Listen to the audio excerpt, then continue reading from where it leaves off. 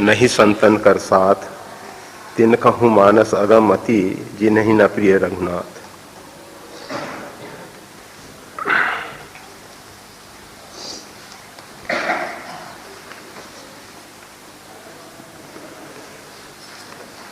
ऐसी कृपा करें कि आपके श्री चरणों में हमारी श्रद्धा दृढ़ बने और संतों का संग एवं सत्संग हमें सदैव मिलता रहे।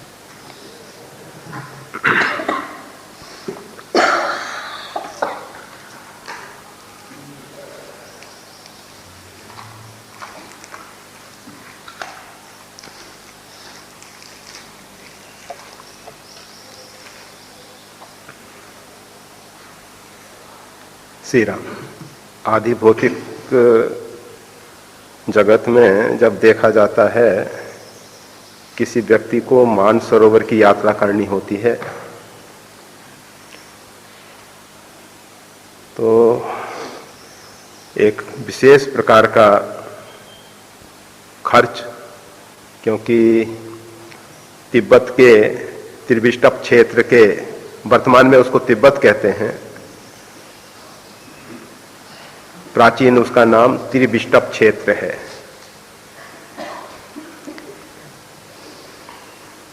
तो भारत का एक ऐसा भूभाग जो वर्तमान में लगभग रेगिस्तान बन चुका है और अभी वो चीन के अधिकार में है, चीन का शासन है वहां।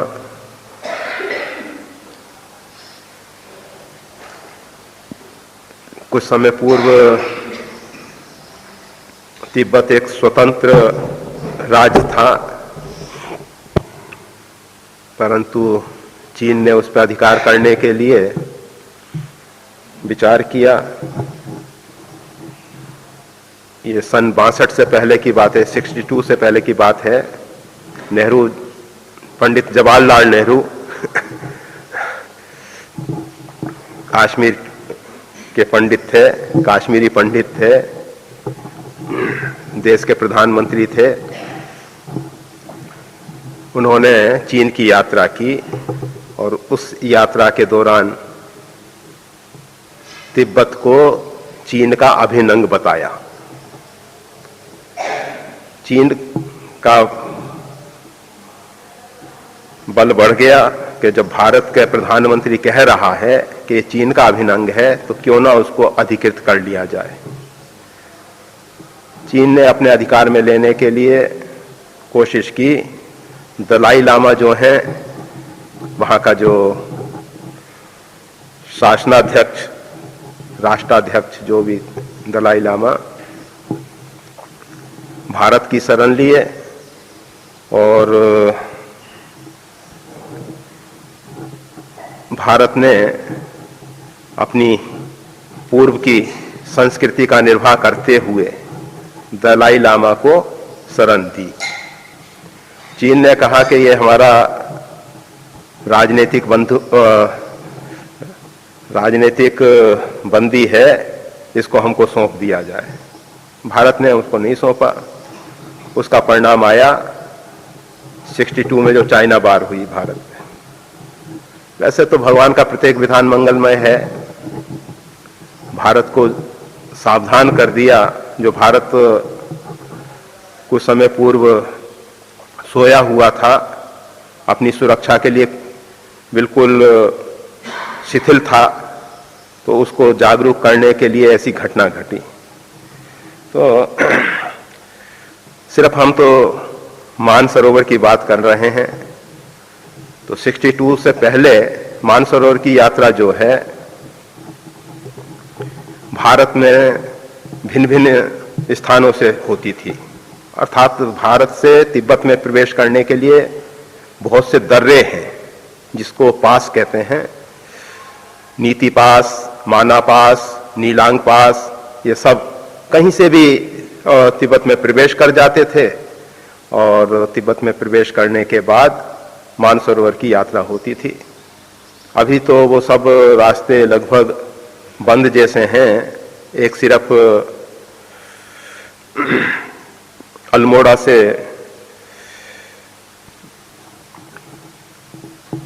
लीपू पास है शायद, उधर से जाने का है। तो तिब्बत में स्थित मानसरोवर एक बहुत विशद स्वच्छ जल से भरा हुआ सरोवर, हिमालय में इतना विशाल सरोवर दूसरा कोई नहीं है।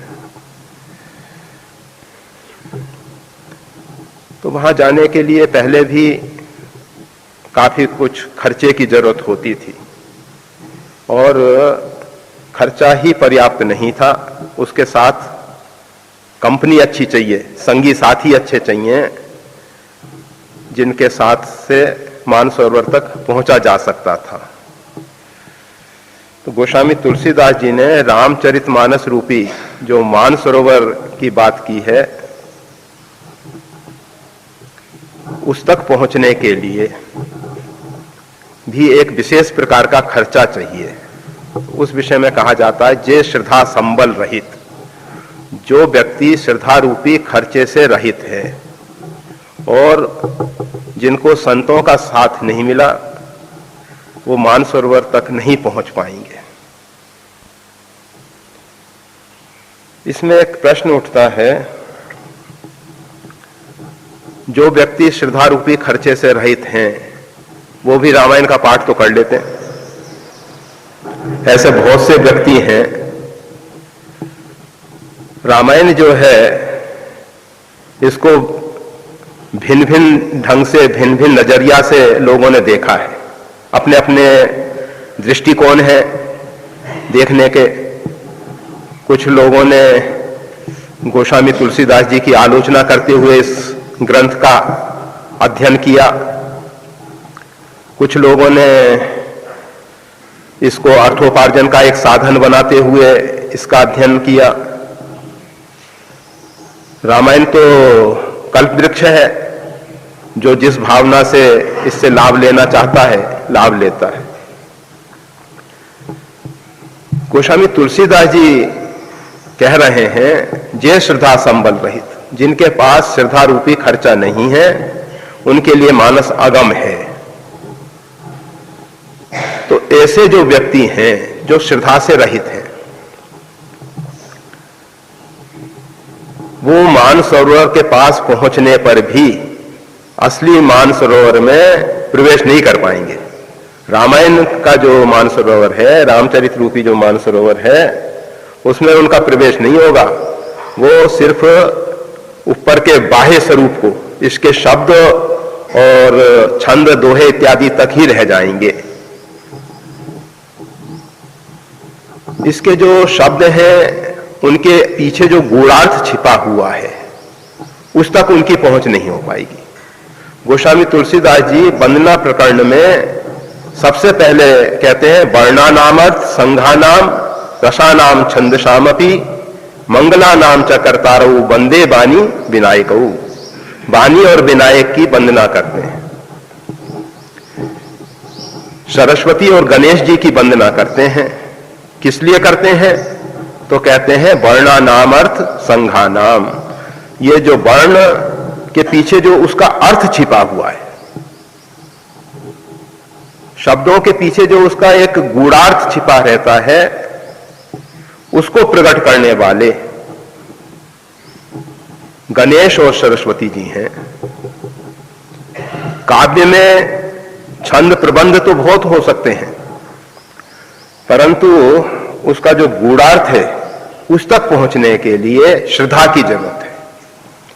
जब तक हमारे अंतःकरण में श्रद्धा रूपी खर्चा नहीं है, तब तक रामायण में हमारा प्रवेश नहीं हो पाएगा। रामायण को हम पढ़ लेंगे, रामायण को हम कंठस्थ कर सकते हैं, रामायण के विषय में हम प्रवचन कर सकते हैं। यह सब करना बहुत कठिन नहीं है।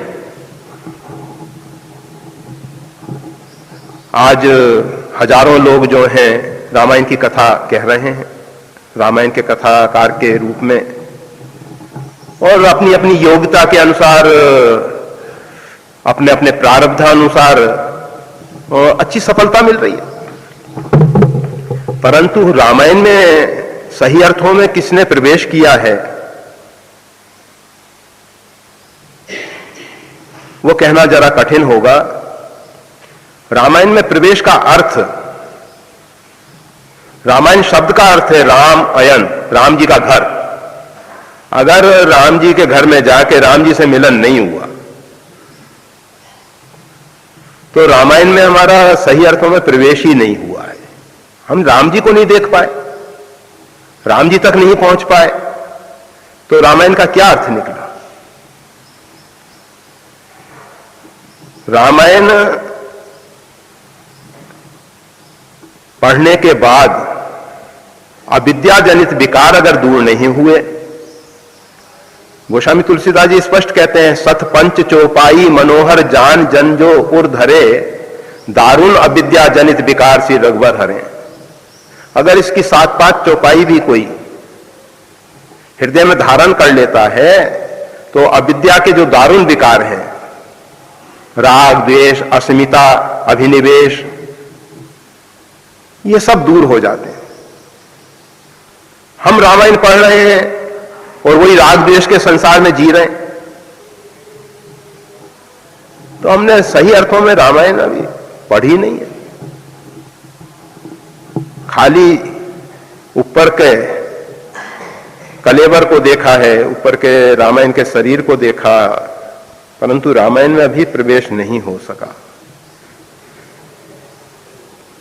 गोस्वामी तुलसीदास जी स्पष्ट कर देते हैं, जो चाहाई जो नहाई चाहे ऐ सर भाई, सो सत्संग करो मन लाई। मन लगाकर सत्संग करो, तब इसमें स्नान कर पाओगे। रामचरित रूपी जो मानसरोवर है, इसमें तभी स्नान हो पाएगा। तो पहले तो हम पहुंचे ही नहीं, फिर स्नान की बात तो और आगे की है। पहुंचने के लिए श्रद्धा रूपी संबल आवश्यक है। श्रद्धा का सीधा सा अर्थ है हमारे मन में किसी प्रकार का संशय ना हो। संशय और श्रद्धा, जिस प्रकार सूर्य और अंधेरा एक साथ नहीं रह सकते, इसी प्रकार से संशय और श्रद्धा एक साथ नहीं टिक सकते। जहां संशय है वहां श्रद्धा नहीं है, और जहां श्रद्धा है वहां संशय नहीं है। एक पक्का गणित है ये, इसमें किसी प्रकार का अन्य विचार करने की जरूरत नहीं। अपने आप में हम झांक के देखें, जिसके प्रति हमारी श्रद्धा है उसके प्रति हमारे मन में कभी संदेह उत्पन्न होता है क्या, संशय उत्पन्न होता है क्या? अगर हमारे मन में संदेह और संशय पैदा हो रहे हैं तो उसके प्रति हमारी श्रद्धा नहीं। श्रद्धा परमात्मा दे के भेजे हैं, ऐसा नहीं है कि परमात्मा ने श्रद्धा नहीं दी है, परंतु हमारी श्रद्धा जो है अपने ऊपर है, मन बुद्धि पे है, शरीर पे है। जब शरीर ज्यादा धोखा देने लगता है तब फिर मन बुद्धि पे हम ज्यादा श्रद्धा रखते हैं, परंतु परमात्मा में श्रद्धा नहीं। इसी प्रकार से रामचरितमानस में प्रवेश करने वालों के लिए रामायण के प्रति श्रद्धा कितनी है, रामचरितमानस के प्रति श्रद्धा कितनी है। ऐसा नहीं कि इस पोथी को उठा के कहीं भी रख दिया और समझ रहे हैं जैसे एक साधारण पुस्तक है। यह तो परमात्मा का वांग्मय शरीर है। अगर हमको परमात्मा प्राप्त हो, उनके प्रति हम किस आदर भाव से रहेंगे। जो अनंतानंत ब्रह्मांड का मालिक है, आप देखेंगे जब आपके यहां कोई प्रतिष्ठित व्यक्ति आता है या उसको जब आप बुलाते हैं, उसका आह्वान करते हैं, उसको आमंत्रित करते हैं, तो उसके लिए व्यवस्थाएं करते हैं आप। और जब वो आता है तो उसका स्वागत सत्कार किस प्रकार से करते हैं। जितना उच्च स्तर का व्यक्ति होता है उसी प्रकार से आप उसकी व्यवस्था करते हैं। तो अगर परमात्मा आए तो उनके लिए कैसी व्यवस्था करनी होगी, इस विषय में हम कभी नहीं सोचते, क्योंकि हमको परमात्मा से कोई प्रयोजन ही नहीं, बुलाने की जरूरत ही नहीं है। खाली ऊपर से धोखा देने के लिए बहुत से निमंत्रण पत्र सिर्फ धोखा देने के लिए दिए जाते हैं कि हम भले भी बने रहे कि हमने तो निमंत्रण तो दिया था, आप नहीं आए। ये जो सामाजिक हमारी चतुराई है, ये परमार्थ के विषय में भी काम करती है। आमंत्रित तो हम कर रहे हैं परमात्मा को, परंतु अंदर से तैयारी कुछ नहीं है। अर्थात हमको यह अंदर से मालूम है कि परमात्मा नहीं आने वाला। अगर हमको ऐसा दृढ़ विश्वास होता कि हम आह्वान कर रहे हैं वो परमात्मा आएगा, तो हम उसके लिए जरूर व्यवस्था करते। और जिन व्यक्तियों ने आगे की व्यवस्था की उनके यहां परमात्मा जरूर आए। ऐसा नहीं है परमात्मा किसी के साथ विश्वासघात करें, परंतु हम उस ढंग से परमात्मा को बुलाते नहीं, और बुलाने के बाद भी अंदर से हमें वो दृढ़ता नहीं होती कि परमात्मा आएगा ही। तो हम रामचरितमानस की बात कर रहे हैं अभी, तो ये साक्षात परमात्मा का वांग्मय शरीर है। तो परमात्मा के लिए जिस प्रकार की तैयारी होनी चाहिए, जिस प्रकार से हम उनके स्वागत सत्कार के लिए तत्पर रहते हैं, उसी प्रकार से मानस के प्रति होना चाहिए। यह ग्रंथ पवित्र ग्रंथ है। आप सबको अनेकों बार बताया गया, सिखों में ग्रंथ साहब को ही गुरु का स्वरूप माना है। चमर डुलाते हैं, स्नान की व्यवस्था रहती है, सुबह से शाम तक पूजा अर्चन होती है। उसी ग्रंथ साहब के द्वारा उनके नामकरण संस्कार, विवाह संस्कार, जितने भी कार्य हैं वो सब ग्रंथ साहब के माध्यम से ही होते हैं। उस ग्रंथ को एक स्थान से दूसरे स्थान पे ले जाना होता है तो सिर पे रख के ले जाते, और ग्रंथ साहब कुछ नहीं है, संतों की वाणी है। आप सबको पहले भी बताया गया, ग्रंथ साहिब में जगत गुरु भगवान स्वामी जी की भी वाणी है। उस समय के जितने भी महान पुरुष हुए जो एक समाज को सही दिशा दे सकते थे, परमात्मा तक पहुंचने के लिए जो सही मार्गदर्शन कर सकते थे, उन सब संतों की वाणी उसमें संग्रहित की गई है। बड़ा पवित्र ग्रंथ है, वो पवित्र ग्रंथ है। और ये हम कह सकते हैं कि आज पूरे विश्व में सिख जहां भी हैं वो अपने आप में सही है। और आप कहोगे कि खालिस्तान की बात और इस प्रकार की बातें उठी जिस समय आतंकवादी घटनाएं घटित हुई। जब किसी भी व्यक्ति को धर्म के नाम पे जोड़कर उससे कुछ राजनीतिक व्यक्ति गलत फायदा उठाना चाहते हैं, वो व्यक्ति सीधा सच्चा व्यक्ति नहीं पहचान पाता कि ये हमारे साथ किस प्रकार से खिलवाड़ किया जा रहा है, तो ऐसी घटनाएं घटित हो जाती हैं। नहीं तो सिखों की ग्रंथ साहिब के माध्यम से, ग्रंथ में भी बहुत अधिक श्रद्धा है, संतों में भी बहुत अधिक श्रद्धा है, भगवान के नाम में भी बहुत अधिक श्रद्धा है, गुरु में भी बहुत अधिक श्रद्धा है। क्योंकि ग्रंथ साहिब में इन तीनों तत्वों पर विशेष जोर दिया गया है, गुरु, संत और नाम। लगभग इसी की महिमा संपूर्ण ग्रंथ साहिब में है। तो उस ग्रंथ साहिब को वो इतने श्रद्धा और उससे रखते हैं, इस कारण उसी ग्रंथ साहिब से सब प्रकार के उनके समाधान हो रहे हैं, सब प्रकार के उनके कार्य। ना तो उनको किसी पंडित की जरूरत, ना किसी पुरोहित की जरूरत, सब कार्य ग्रंथ साहिब कर रहे हैं। जहां एक दो सिख परिवार भी रहेंगे तो ग्रंथ साहिब को वहां स्थापित करके उसकी सेवा अर्चन शुरू कर देंगे, और फिर अपने ढंग से धीरे धीरे बढ़ते चले जाते हैं।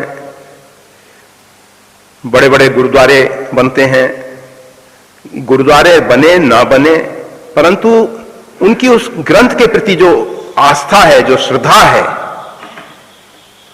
वो सराहनीय है। वैसे और भी संप्रदाय हैं। एक कृष्ण प्रणामी संप्रदाय है जिसमें श्रीमद् भागवत को ही अपना इष्ट माना गया है। वहां भगवान का मंदिर नहीं, श्रीमद् भागवत ही पूजनीय है उनके लिए। और वास्तविकता यह है, राम जी के प्रति हमारी अगर श्रद्धा ना भी हो, रामायण के प्रति अगर हमारी श्रद्धा हो जाती है, तो राम जी हमारे हृदय में प्रत्यक्ष होंगे ही। श्रीमद् भागवत को अगर हम अपने हृदय में धारण कर लेते हैं तो भगवान श्री कृष्ण हमारे हृदय में नृत्य करेंगे, जरूर करेंगे। तो गोस्वामी तुलसीदास जी ने जो कहा, जय श्रद्धा संबल रहित, पहले रामायण के प्रति हमारी श्रद्धा होनी चाहिए कि ये पवित्र भगवान का वांग्मय स्वरूप है। भगवान का स्वरूप जब हम इसको स्वीकार करेंगे तो आज जिस ढंग से उपेक्षित भाव से इसको कहीं भी हम रख देते हैं, एक छोटे से बच्चे को आप बहुत संभाल के रखते हो, उसको इधर उधर नहीं फेंक देते, और हम देख रहे हैं कि रामायण की कोई कदर नहीं है, कोई इज्जत नहीं, जहां तहां पड़ा हुआ है। तो रामायण के प्रति श्रद्धा हो। श्रद्धा का अर्थ खाली खाली ऊपर से इस ग्रंथ की पूजा अर्चना तक ही ना सीमित हो जाए। श्रद्धा का अर्थ इसके अंदर जितने भी चौपाई दोहे श्लोक हैं, उनके प्रति हमारी ऐसी भावना हो कि ये जो है अकाट्य सिद्धांत है। जैसे नाम की महिमा जब गोस्वामी तुलसीदास जी ने गान की, आप सब उसका पाठ कर चुके। नाम की महिमा को पढ़ने के बाद निश्चित था कि अन्य साधनों को एक तरफ रख देते हैं और एकमात्र राम नाम को ही आप अपने जीवन का आधार बना लेते, और साधन सब तुच्छ दिखाई देने लग जाते। नाम की इतनी महिमा गान की गई है, फिर भी हम नाम के प्रति जितनी श्रद्धा होनी चाहिए, वो गोस्वामी तुलसीदास जी के शब्दों में ही हम कह रहे हैं, राम नाम छाड़ जो भरोसा करे और रे, तुलसी परोसो त्याग मांगे कोरकूर रे। एक कुत्ता जिसके सामने एक सुंदर भोजन का थाल परोसा रखा है, उसको तो त्याग रहा है और घर घर पे टुकड़े टुकड़े के लिए दौड़ रहा है। राम नाम छाड़ जो भरोसा करे और रे, राम नाम को छोड़ के अन्य साधनों के प्रति जो भरोसा कर रहे हैं, वो उस कुत्ते की तरह दर दर पे टुकड़े टुकड़े के लिए भटकने वाले हैं। सुंदर थाल परोसा रखा है, उससे हमारा मतलब पूरा भोजन है, उससे तृप्ति होने वाली है, उसको तो हम छोड़ रहे हैं। कहीं लाठी खाते हैं, कहीं कुछ खाते हैं। ऐसा थोड़ी है कि हर एक घर पे जाने पे टुकड़ा मिल ही जाएगा। कहीं दुत्कारे जाते हैं, कहीं ललकारे जाते हैं। ये स्थिति हमारी बनी हुई है।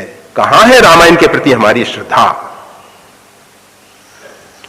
हम अपने आप से पूछें कि हम क्या इधर उधर नहीं दौड़ रहे, अन्य साधनों के प्रति दौड़ रहे, जरूर दौड़ रहे, रामायण में श्रद्धा नहीं।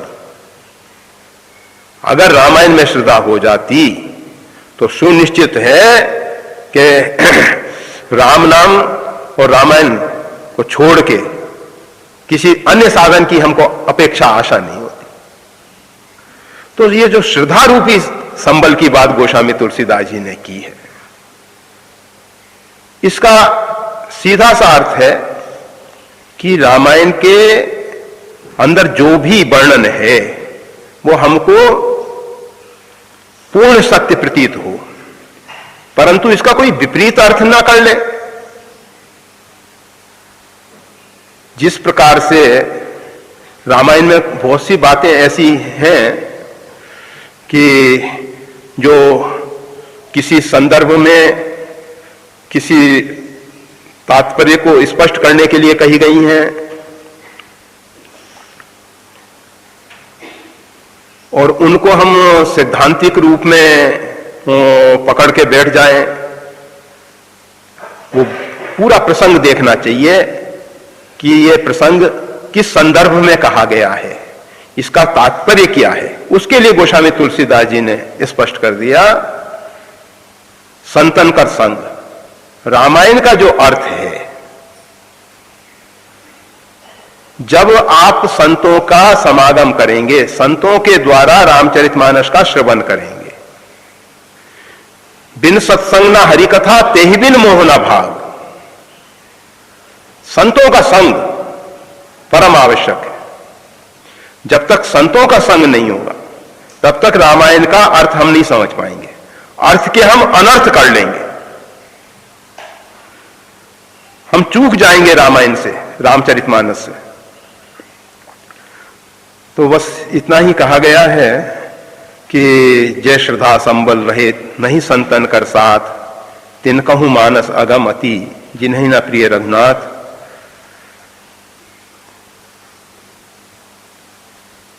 संतों का साथ हो और रघुनाथ जी प्रिय लगे, रघुनाथ जी प्रिय लगे। हमको संसार और संसार का वैभव विषय ये प्रिय लगता है, अभी हमको रघुनाथ जी प्रिय नहीं लगते।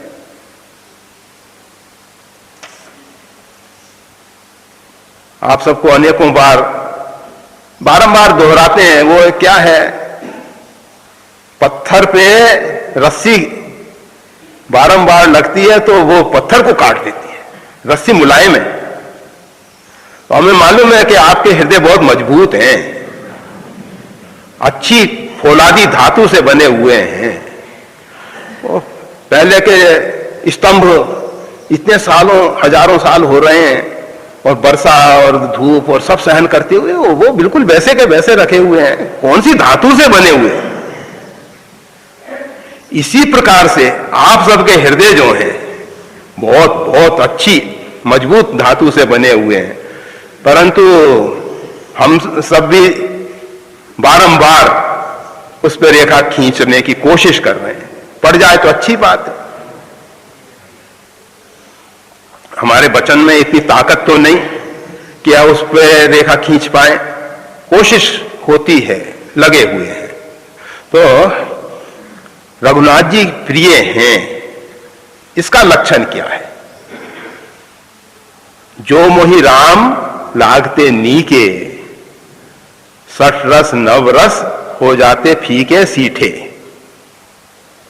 अगर हमको राम नीक लगते, अच्छे लगते, हमको रघुनाथ जी प्रिय लगते, जो भी हमको प्रिय होता है उसका दिन रात हमको चिंतन, दिन रात चिंतन करते हैं उसका, उसमें कभी हमारे में दोष दृष्टि नहीं आती। परमात्मा के विषय में तो हम हमेशा कहते हैं कि भगवान आपने कैसा संसार बना दिया, आपने ऐसा क्या कर दिया, ऐसा नहीं करना चाहिए था, ये तो हम हमेशा कहते आ रहे हैं। ये तो आपने भगवान बहुत बुरा किया, ऐसा तो बिल्कुल नहीं करना चाहिए था। कहां हमको राम प्रिय है? जो प्रिय होता है उसमें गुण ही गुण दिखाई देते हैं, दोष दिखाई नहीं देता, भूल हो ही नहीं सकती। जब भगवान शंकर ने कहा नारद श्राप दीन एक बारा, नारद जी ने एक बार भगवान नारायण को श्राप दे दिया। पार्वती जी तुरंत बोली, का अपराध रमापति की ना, रमापति ने कौन सा अपराध कर दिया था जिसके कारण नारद जी ने श्राप दे दिया? उनके मन में यह विचार नहीं आया कि नारद ने भूल की होगी। रमापति जो है वो अपराधी हो सकते हैं, का अपराध रमापति की ना, रमापति ने अपराध किया होगा, नारद जो है निर्दोष है। गुरु के वचन प्रतीत न जेई, सपने सुगम सिद्धि नहीं तेई। तो नारद जी के प्रति उनकी गुरु की भावना है। पार्वती जी जो है नारद जी के अच्छे अच्छे शिष्य हैं। व्यास जी, सनकादिक बड़े बड़े शिष्य हैं इनके। वाल्मीकि जी को उपदेश किया। नारद बाबा कोई साधारण गुरु नहीं है, पहुंचे हुए गुरु हैं, बहुत ऊंचे। पार्वती जी भी उनकी शिष्या। तो कहने का मतलब सिर्फ हमारा यहां इतना ही था कि जिसके प्रति हमारी श्रद्धा होती है, भावना होती है, जो हमको प्रिय लगता है, जो हमको अच्छा लगता है, उसमें हम दोष नहीं देख पाते। दोष होगा तो भगवान में हो सकता है, नारद में नहीं हो सकता। तो जिन्हीं न प्रिय रघुनाथ, जिनको रघुनाथ जी प्रिय नहीं है, तीन बातें इसमें आई। श्रद्धा रूपी खर्चा होना चाहिए, रघुनाथ जी प्रिय होने चाहिए और संतों का साथ होना चाहिए। इनमें से हम अभी तक एक भी कंडीशन पूरी नहीं कर सके। कहो कि कुछ नहीं तो संतों का साथ तो कर ही रहे, आश्रम में बैठे हैं, संतों का साथ तो कर ही रहे हैं, होंगे 50-60 संत तो होंगे, जरूर होंगे। क्या संतों को संतों के रूप में हमने स्वीकार किया है? क्या हम संतों को संत मानते हैं? क्या रघुनाथ जी को हम परमात्मा के रूप में स्वीकार किए हैं? क्या रामायण के प्रति हमारी श्रद्धा है? अपने आप से पूछें, कितने अंशों में हम सही हैं? और जितने अंशों में हम सही हैं, उतने अंश में रामचरितमानस के पास पहुंच पाएंगे हम। नहीं तो मानस में पहुंचना बहुत अगम है, बहुत कठिन है, बहुत कठिन है। बैठें, चिंतन करें कि हमको रघुनाथ जी प्रिय लगते हैं या नहीं लगते हैं, संतों को हम संत के रूप में देख पाते हैं या नहीं देख पाते हैं, श्रद्धा रामायण के प्रति हमारी है या नहीं है। ये बात तब समझ में आएगी, हमारे समझाने से नहीं समझ में आएगी। अंदर से ज्ञान प्रकट हो, अंदर से बोध हो। ऊपर का लादा हुआ ज्ञान ज्ञान नहीं है, वो तो एक बोझ बन जाता है।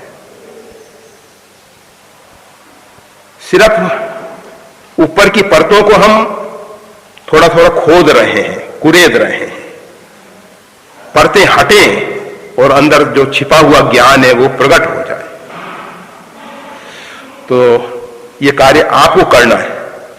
तो आगे जो आपने कहा है ना, ऐसी कृपा करें कि आपके श्री चरणों में हमारी श्रद्धा दृढ़ बने, संतों का संग एवं सत्संग हमें सदैव मिलता रहे।